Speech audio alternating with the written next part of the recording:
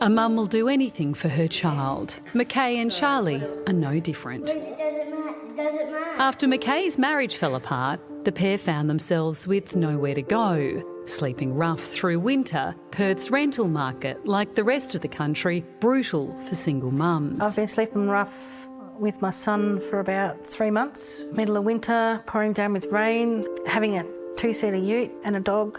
The only tent we had to begin with was a summer tent, so on those cold windy nights it would pretty much just blow straight through. So every 5 minutes I was checking on him, making sure the blankets were on, making sure that he was comfortable.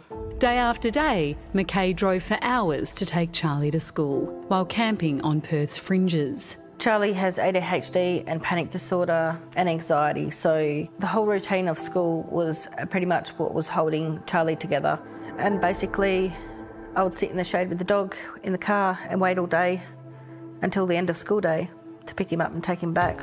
Mackay, one of nearly 4,000 women who are currently homeless across WA. They certainly are very exposed because they have no credit history, no rental history, all the things that help these women to be able to acquire new and safe housing for them and their children. Pretty much you get overlooked. All the single mums that are looking for a house at the moment, we're getting pushed out of Perth. So my last resort, I put a post up on Perth Marketplace. It wasn't just the elements Mackay faced during her time on the streets, but online predators. Quite often vulnerable people end up putting up requests, especially around housing and protection. There are groups of men who predate these women, who offer them a safe refuge for their child. For many women, they go into these situations consenting to a sexual exchange around safety and a roof over their children's heads.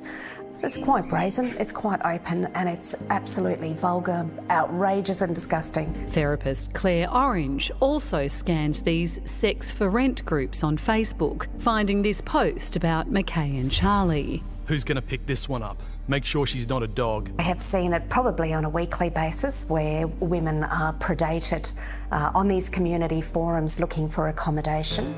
Claire reported the group to police, but then she went one step further. So I saw Mackay's post come up on Facebook. I recognised Charlie's uniform, managed to ring the school, and I've got space here, so offered Charlie and Mackay a space with us until their accommodation became available. Claire opening up her home to the grateful duo. Claire and her family have been amazing.